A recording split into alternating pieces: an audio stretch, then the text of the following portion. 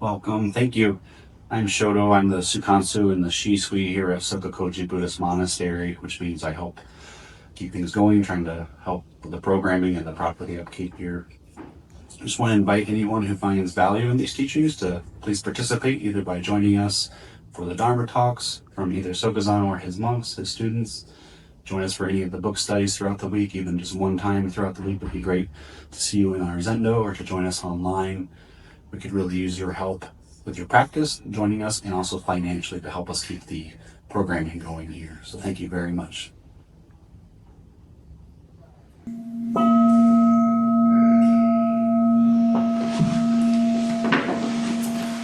Please come up to the tan for tonight's Dharma talk. On screen, please face your screen if you can.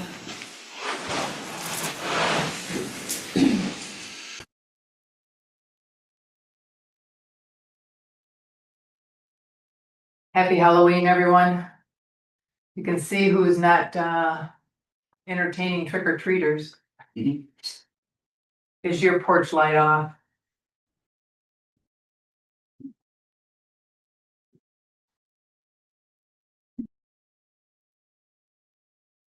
So tonight's Dharma talk is called Way of Truth. So what we thought what Sokuzan suggested that I talk about tonight is some of the ways that I have explored the truth. And so one of the first questions I would ask is, what is truth? And I think it depending on the path you take, you might define it differently. So as a kid, I would sit in trees. I would escape from the home and climb up. I had two trees, one willow tree on the edge of our property and one maple tree across the road, across the lake on the other side of the road, through a woods. And I think then the truth that I was seeking was a connection to something greater than myself. I would sit in those trees for hours. And I don't know what I did up there. I don't remember like looking at birds. I do remember the willow tree during certain seasons being just filled with bees. So there was some blossoming going on with the willow tree. I don't remember the blossoms. I do remember the bees. What I was doing, I think, was connecting with space, something greater than myself. I grew up in a Catholic home, actually Catholic then Lutheran, but we had to be raised Catholic. It was that kind of requirement for my parents to get married. But there was no really religion or spirituality there. There was going to church. Sometimes my mom would take this road that had these big dips in it, and she'd take it really fast. So that's what I remember from church. It's the drive to church, to and from church. In a big white station wagon.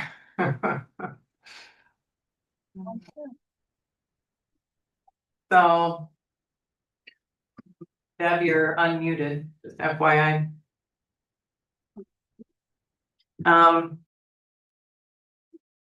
So the next big step for me in spirituality was going into contemplative Christianity. So for those of you who don't know, there are multiple ways to interpret the Bible. And the contemplative Christians, with Thomas Merton, starting with Thomas Merton more recently, but all kinds of saints, Saint Teresa of Avila, Saint John of the Cross, Dionysius, Meister Eckhart, Hildegard von Bingen, all through the ages, there have been people who have looked at the Bible differently than what the church was actually proclaiming. The church was saying that in order to be saved, you had to bear your cross. With these contemplatives, they were looking at the words of the Bible, the words of Jesus's teaching a little bit differently. They were hearing that it was about going within and meeting with your Father in secret. And there in secret, the Father would reward you. So they were hearing that it was more of a change of heart. Thomas Keating, who was the person that I was following in an organization called Contemplative Outreach, had a book called Open Mind, Open Heart. And there he was teaching about seeing the false self and uncovering the true self.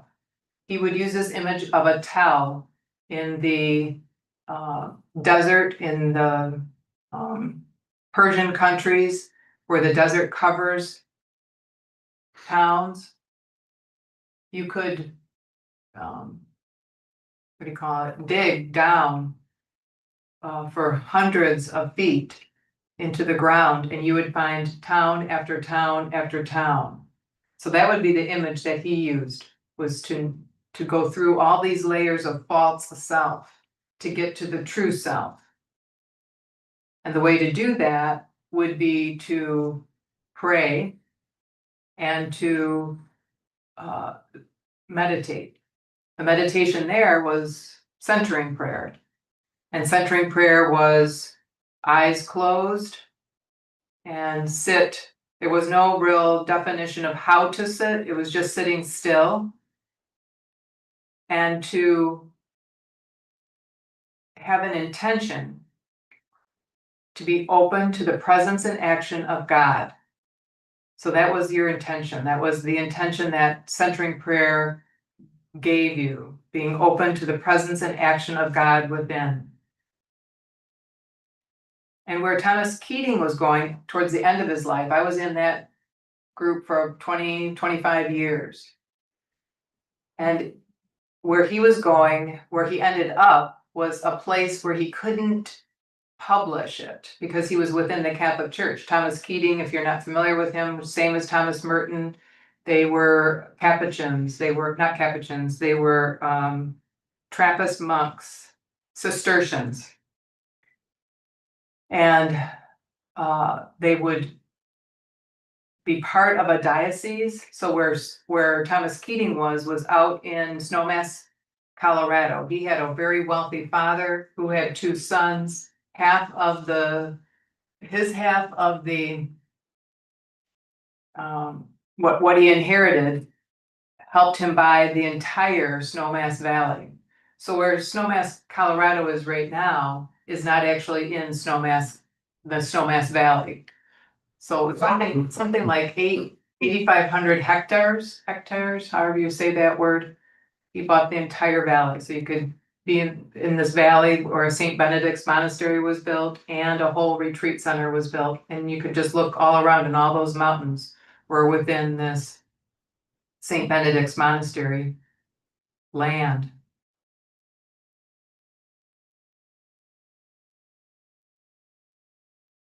And so at the end of his life, when he lived until about 94, 95 years old, he was starting to say, ising. So that was his description of God. The name he gave God was is. And he said, God ising. He had many dialogues with Chogyam Trungpa Rinpoche and others from other faiths. He was very connected to Ken Wilber, who was very connected to Adi Da and Chogyam Trungpa Rinpoche and Naropa University.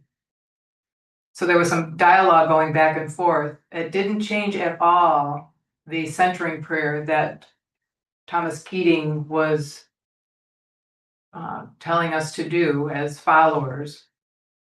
It didn't change his pivot away from the Catholic tradition of prayer, which would be like Lectio Divina. I'm not sure if you're familiar with that, but that is 4 elements of prayer. You listen, lectio, you, that might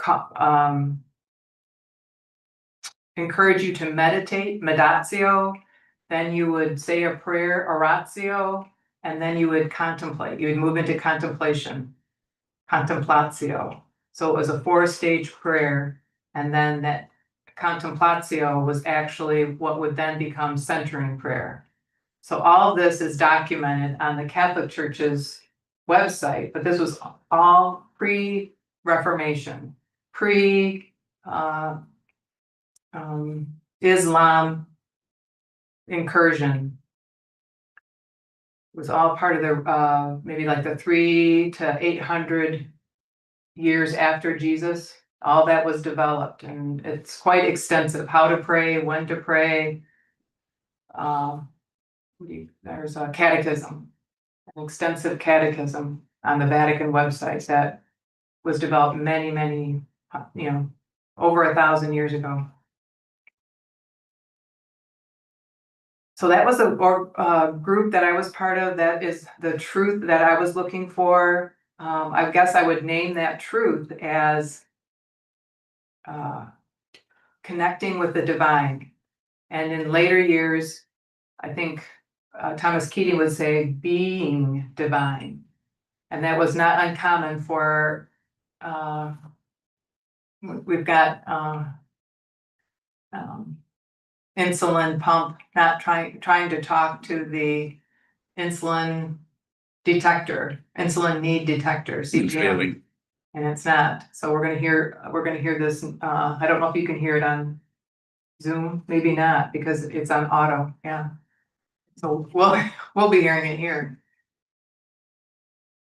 So I can take it down. I'm take it. No, I'm just being foolish. So the truth that we were looking for was becoming divine, which is very much in line with all the mystics or the saints within the church all those years. Mystical union, turning into not separate from the divine, turning into the divine. You are the divine. And so I was practicing in that, and that practice brought me to the point where I needed to give more than what I was giving. I was working full-time in a corporate office, and I needed to switch from my volunteer work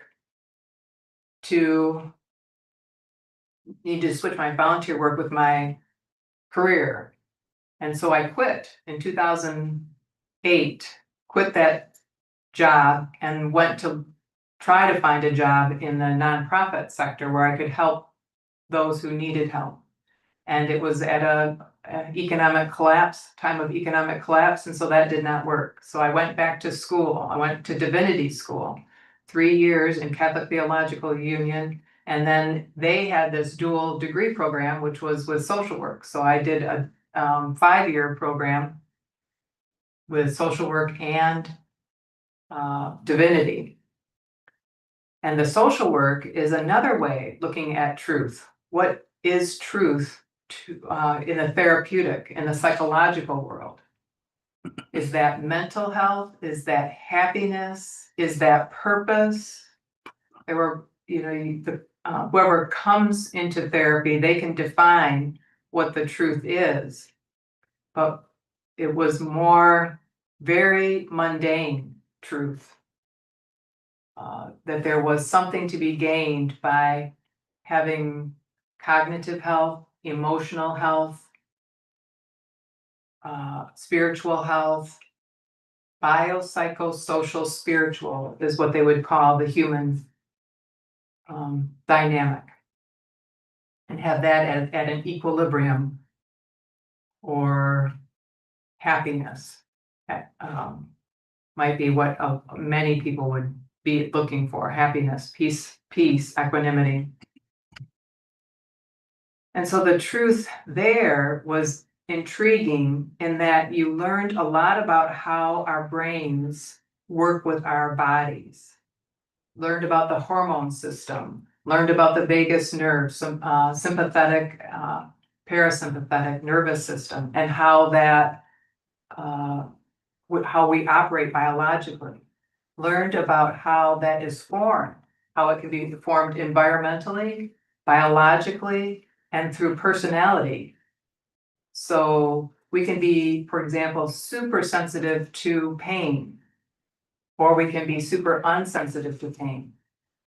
And so how that might help in the therapeutic section would be if someone comes to you with an opiate addiction, they're probably super sensitive. And so you can work with them to strengthen their, not vulnerability, help them be less vulnerable, strengthen their resilience, strengthen their understanding of themselves, but also help them navigate the world if they're seeing it to be so scary or so full of threats. So that's the truth in the psychological world. For me, I was looking for a contemplative outreach group after I started working in addiction therapy, and there wasn't one. But there was a transcendental meditation group, and there was a Buddhist meditation group.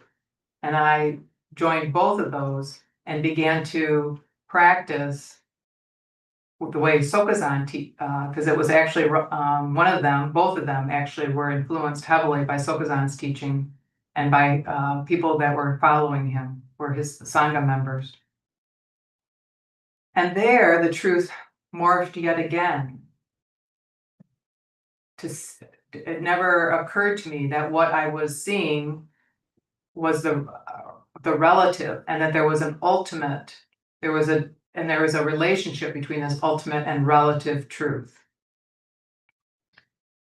And so the practice of sitting still, watching what moves, and the teachings in the Buddhist tradition have helped me do a deep, deep dive into consciousness. Something that I just touched on in the psychology training that I had, because that was very brain and biologically based. Here we're talking about consciousness, which is beyond what we can actually observe.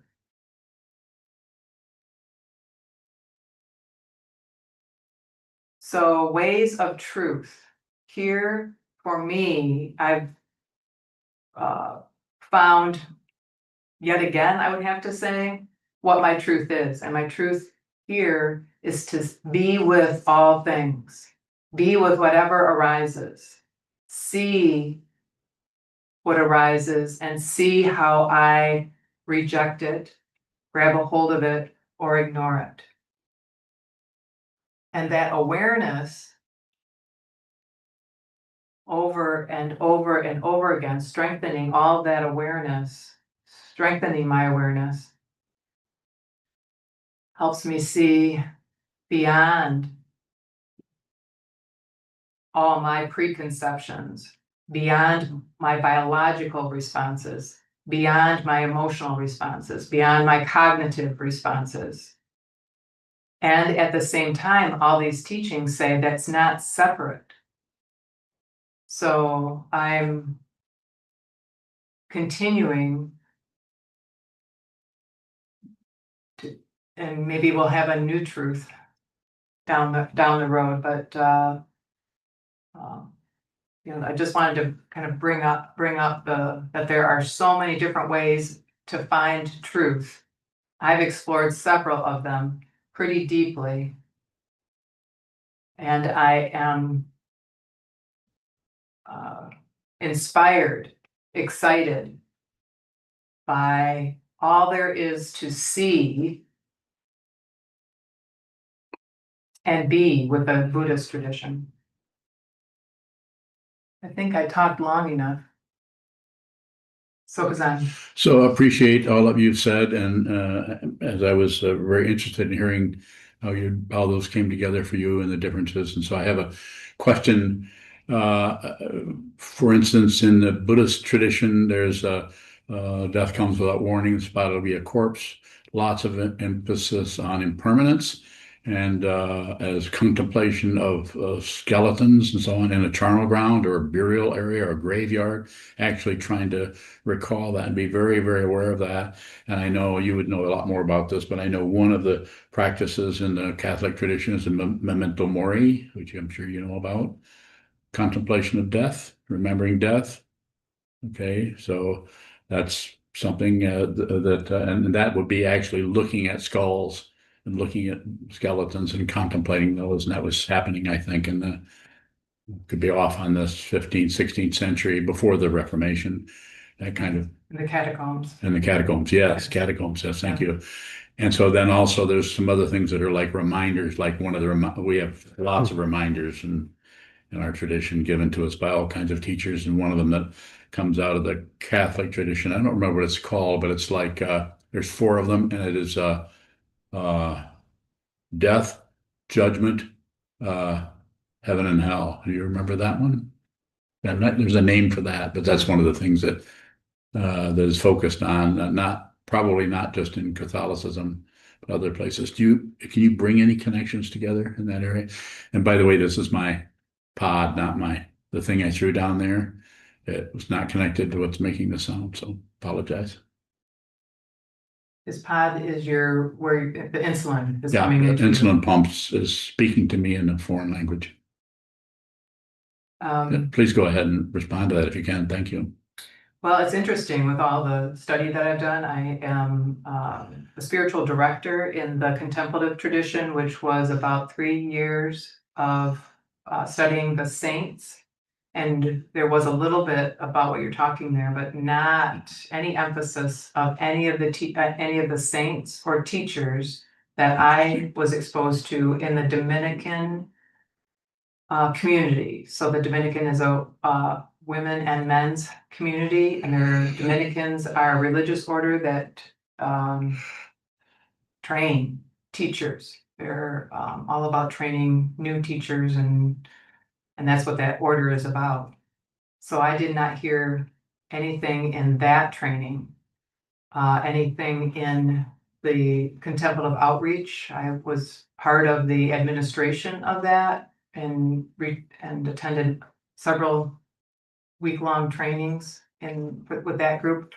I do not recall any emphasis on death or dying or the charnel grounds.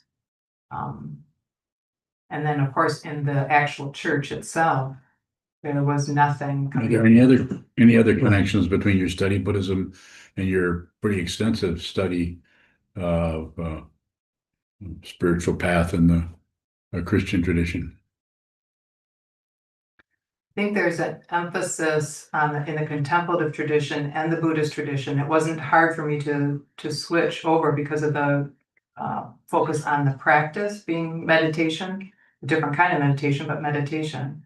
And the practice in the contemplative outreach, it was about seeing the false self and unearthing to the true self, which is a lot more about spiritual materialism. I think the Buddhist tradition would call it, but it's similar in that there's a understanding that the way we are habituated, how we're born, how we're enculturated, influences what we can, covers up our true self. I think that would be very similar in both traditions. Both of them have extensive teaching. So saints and theologians throughout the years have expounded, and then there's been a lot of different ways to interpret the Bible. So that ends up with like 300, easily 300 plus religious orders in the Catholic tradition, and then 2,000, I think, different flavors of Christianity. Just a huge amount of different ways to interpret the Bible. So, and the same thing I think would be true in the Buddhist tradition. There are, not, I wouldn't call it a fracturing, but there is an emphasis on a particular teaching within the tradition that a group of people then pursue and solidify those teachings more, or emphasize those teachings more. But if you can, I can't think of another, not impermanence, karma. There probably would be something with karma in that, you are judged at some point. Now and in the Buddhist tradition, the judging is that you're creating karma that you may have to live down or live through. Whereas in the Christian tradition, you're just judged, and that might result in where you go after your death. In neither tradition, or in the Catholic or the Christian tradition, there isn't anything after death. Wasn't there a time back a few hundred years after Christ where there was some kind of rebirth understanding happening there? Not particularly reincarnation, but something to do with rebirth. Recall anything in that area in your studies?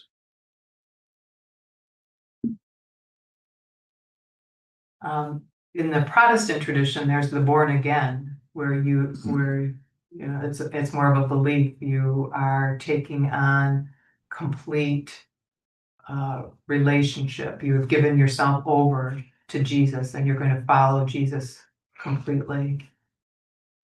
But back in like the hundreds to 200s and 300s, that was Saint Gregory, and there were a lot of hermits in the tradition, isolating themselves. There was probably the Gnostic gospel of St. Thomas that never made the Bible that might have gone in that direction. I think that's what I recall. I haven't looked into it recently. Thank you. Thank you. Shodo. Shodo bowing. Have you ever heard or confirmed that there's a period of the Bible where it's suspected that Jesus actually went and studied like with a Buddhist teacher bowing? Not in the Bible so much as it would be hard to believe that even in the Bible, they talk about in Jerusalem, there were how many different languages, so that they were speaking in tongues so that everyone could hear. And so they surmise that there's no way that he could not have been influenced or have come across other kinds of teaching. So Hinduism, Zoroastrianism, all the old religions that were practiced in those days. There were just so many influences. The people that came, the three wise men that came, were not Jewish. They were, it's unknown, but they were following the stars. So astrologers of what would be astrology back then. I don't know if I'm not familiar with Zoroastrianism. ShokukoJi in the Baha'i tradition, they're said to be Zoroastrian, those three wise men. Okay.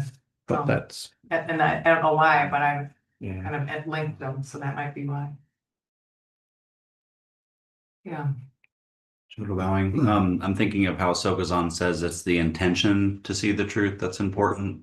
I'm wondering through your life if there's any movement there, any progress. Is it the same intention your whole life, bowing? Overall, to see the truth yes, I would say so. I would not have ever put it in those words, maybe until I started practicing contemplative Christianity. So as a kid, I never would have put it in those words. There was something mysterious and engaging to me for my first, say, 11 years of life. It was, I was closest to it in the trees. climbing up trees. Shodo. Shoto bowing. Is there, if in fact you have one, like your earliest recollection or some kind of, like how Sokuzan says he saw that incense burner when he was a kid and there was something, was there some cue about Buddhism that you recall? No, my first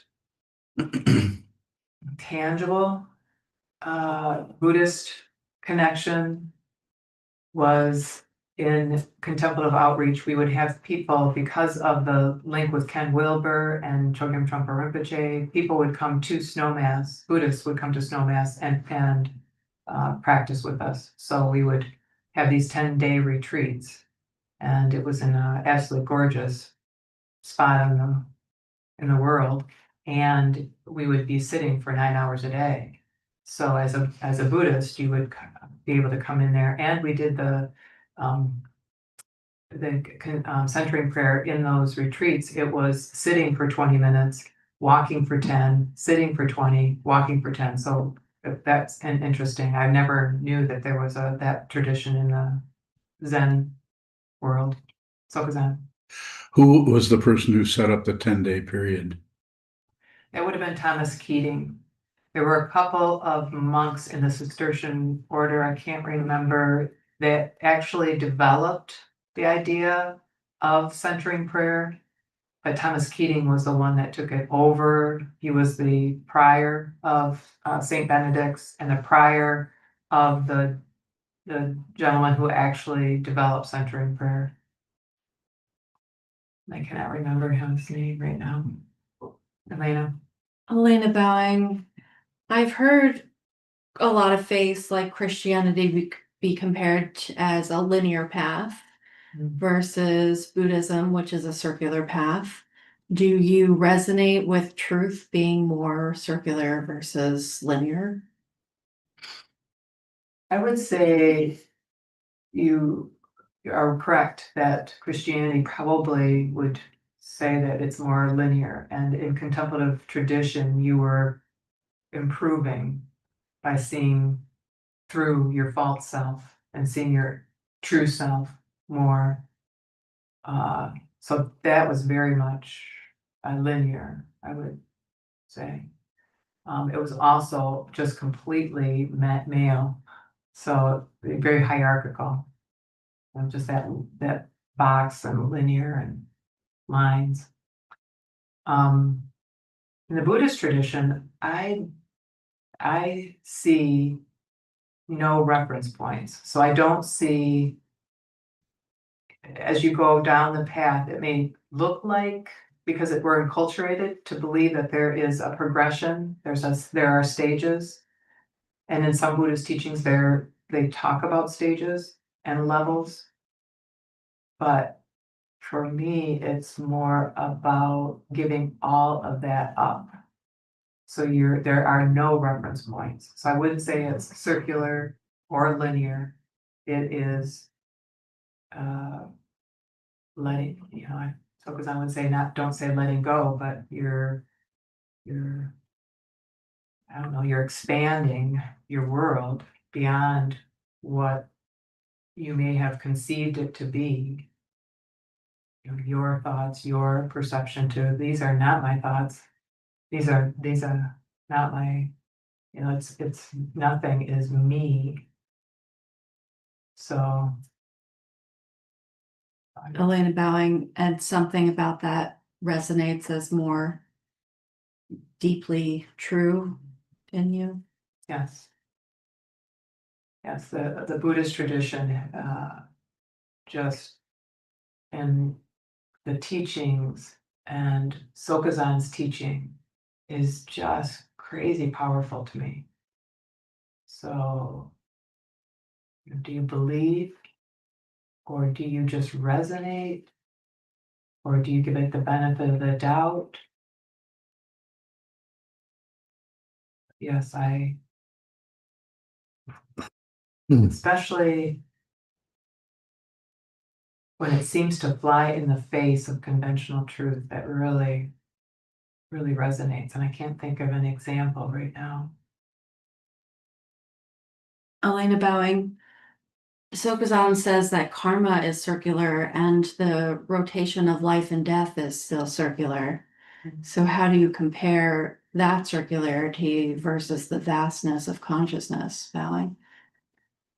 So that all that circularity is what engages us and ties us to the relative.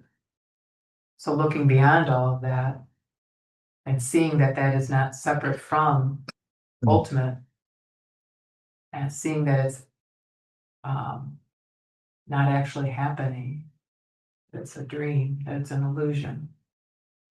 There's just an unending spaciousness that all that circularity can be in and can distract us from seeing.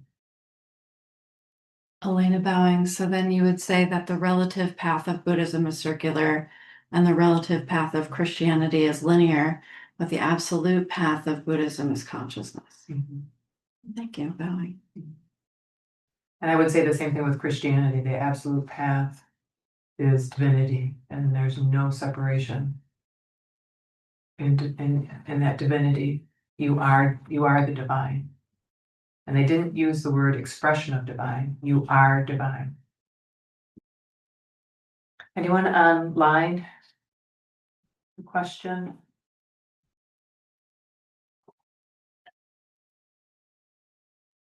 Yoka.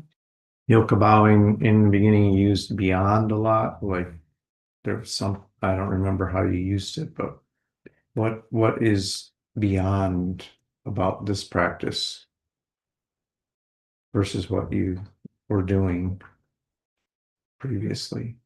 Can you recall how I used beyond initially? Was it in reference to Buddhism or was it in reference to just the divinity, seeing beyond what is in front of us? Yoka bowing,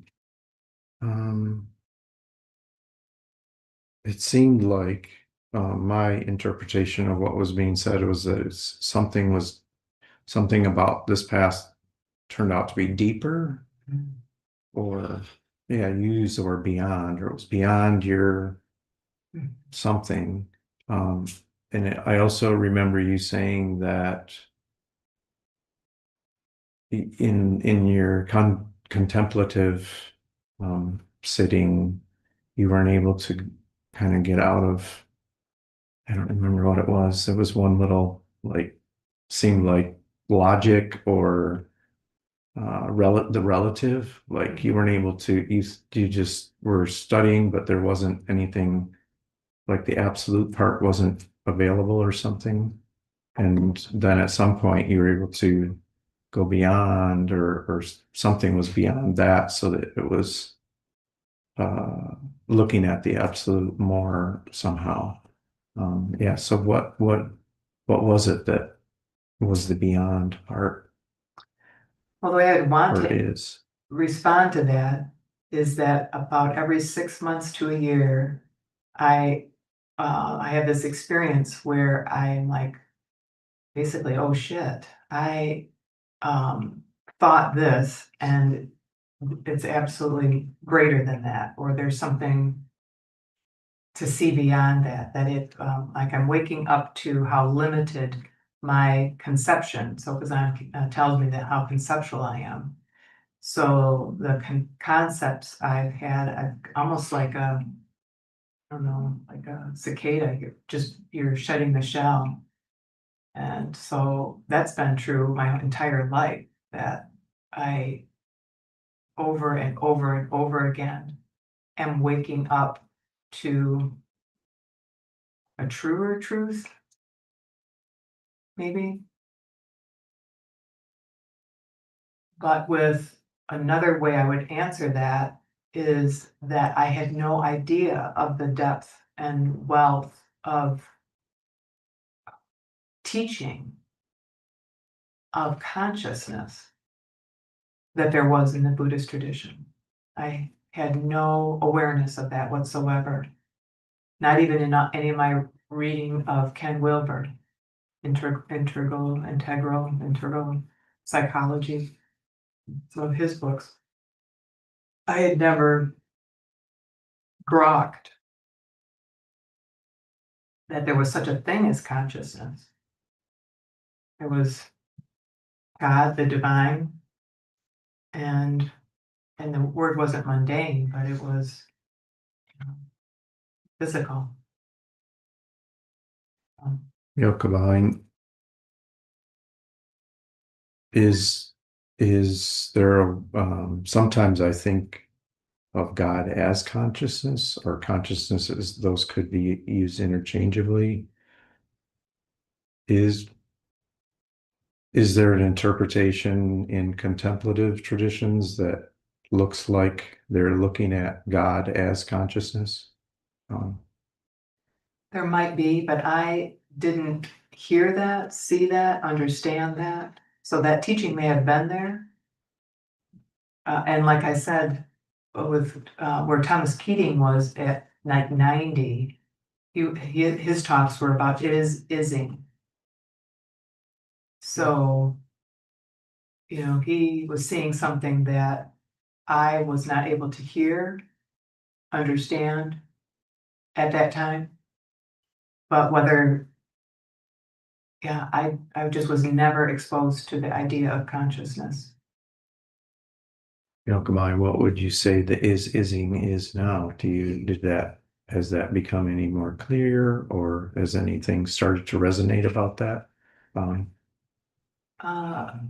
Even then, I was able to hear, or what I heard was that there is no such thing as God. There is something divine in all of us. And, today we might call it conscious, or I might call it consciousness. But back then I was thinking it was like divine. I don't know what I thought, but it was no different than I would think today, that there is this, whatever is happening. This is busy. One of the As it ising. As it ising? One of the things that Thomas Keating would say frequently is that as soon as you knew something about God, you only knew what God wasn't. So as soon as you said, this is the truth, then that is what you know is not the truth.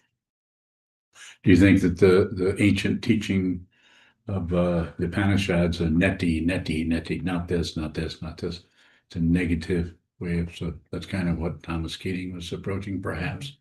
Was that your understanding of it? Yes. You knew him. Yes, and then that's how I would interpret it now, obviously, not then. But I heard him approaching what Meister Eckhart was pointing at in his writing. Yes. That, the truth went one way and God went another. I followed the truth. Mhm. So that, I think that's the flavor that I was left with contemplative and all my studies in the contemplative Christianity, is that if you're a contemplative or a mystic, you are countercultural. You are you're not going to have many people, and it will be easily discounted, whatever your beliefs are. And I find that something that's very much resonates with our Buddhist tradition too.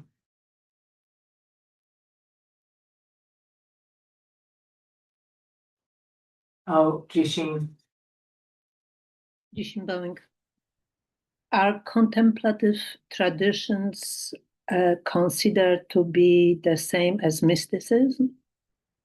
Bowing. I would say they're very closely associated. There probably is a theologian that would draw a finer line, but for any contemplative practitioner, there is no difference between the two. So what would be that line if anyone would see any differences, what those differences could be, even theoretically, bowing? Contemplative tradition would be more in line with the general teaching of the church, whereas mysticism would be farther away. So mysticism would involve and embrace more mystery, whereas contemplative Christianity would have stayed with theology. Does that make sense to you?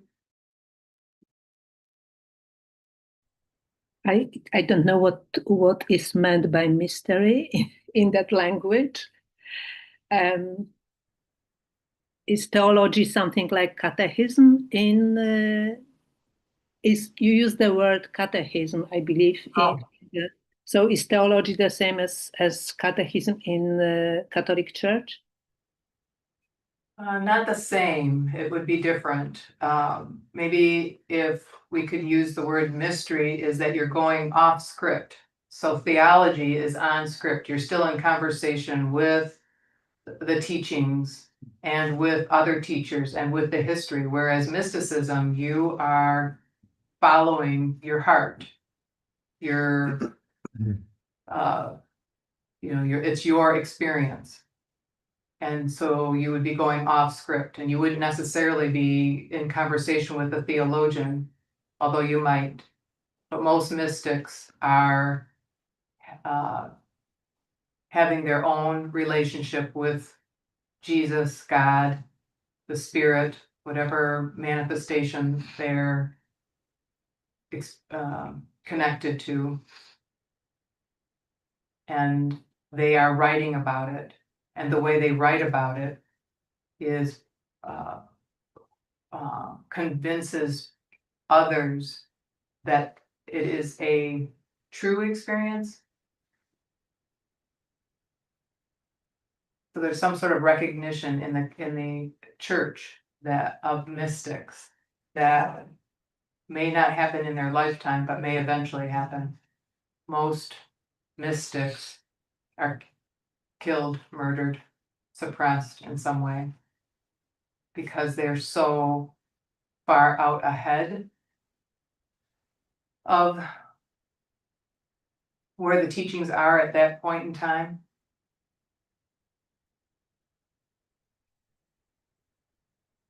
Thank you. All right, so I think we are at the end point. We'll stand and dedicate the merit. Thank you very much for the participation tonight.